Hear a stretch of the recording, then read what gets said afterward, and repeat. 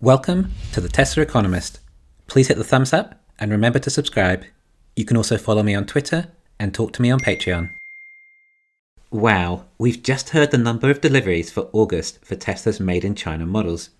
Tesla sold 44,264 in August, up from 32,968 in July.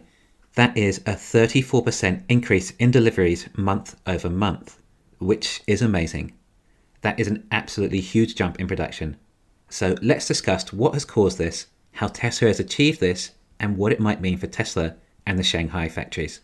Admittedly, Model Y did have a low production month in July at only 8,200, which does partly account for such a jump, as the total deliveries for July were only 31,000 and May was closer to 37,000.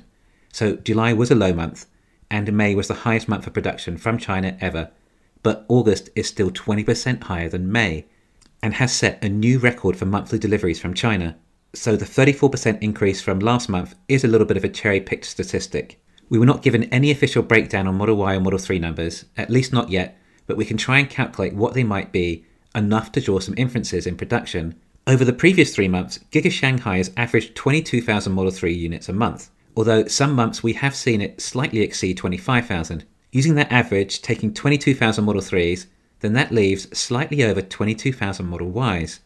The highest production month so far had been 15,000 Model Ys in May. This is a 47% increase. 22,000 Model Ys a month also comes in at 264,000 a year when that number is annualized. Now, if you recall, we were initially told that Tesla's alleged capacity for the Model Y factory in China was only 200,000. 8 months in, and we're already 32% above capacity. We've just busted Tesla's sandbagging. Even if Model 3 did hit another 25,000 a month for August, then Model Y would still not be far off 240,000 annualized, which is still 20% above the capacity, whilst Model 3 would also be 20% above its capacity. And we're still only 8 months in since the Model Y factory started production. It's going to be great to get a breakdown of how many models were sold and work with some solid numbers. Now, this might also correlate to the rumours that we were hearing coming out of Shanghai last month from the drone observer Wu Hua. He claimed that Tesla had increased their Model Y production level to 1,000 units a day, which would give Model Y a production level of closer to 30,000 a month. But this was reported on the 21st of August. Once production capacity of Phase 2 of Giga Shanghai was complete, Phase 3 is also in production too. I've asked around as much as I can, and no one seems to know what Phase 2 or Phase 3 actually are. Rumours are a battery plant for at least one of them, or even a Model 2 test production facility. But as far as I can tell, there is nothing official. If any of you know or have any ideas, then please do tell me in the comments.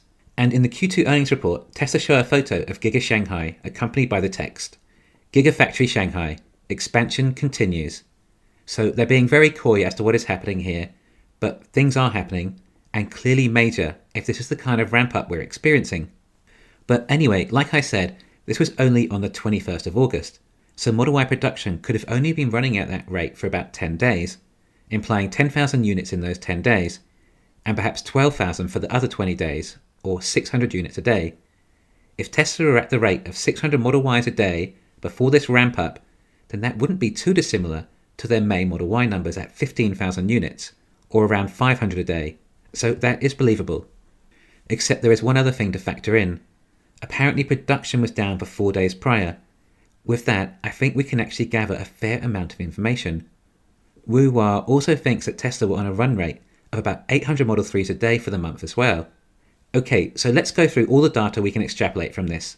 For starters, if Tesla hit 44,000 units for August with 4 days downtime, if we scale that up to exclude the downtime, that comes in at exactly 49,000 vehicles a month, or pretty much 600,000 units a year.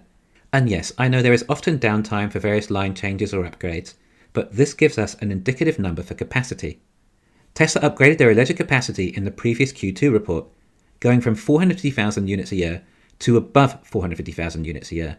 But our indicative number still is 33% above capacity.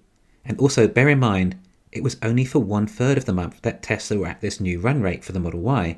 Just out of interest, if Tesla were at an average of 800 a day for Model 3 and 1,000 a day for Model Y run rate, then that takes it to around 660,000 capacity, or 46% above the initial alleged annual capacity. This is sandbagging. This is what we want to see, concrete evidence of Tesla's sandbagging, to lead us into assuming that they're sandbagging about Texas and Berlin also. By which I mean them telling us they would aim for 50% production growth when capacity is increasing 300% or more. And we'll know this with more certainty once we get the China numbers for September. Alright, next inference we can calculate. If Model 3 was at 800 units a day for 27 days, i.e. 31 days in August minus 4 days downtime, then that would be a total of 21,600, which was pretty close to our guess of 22,000.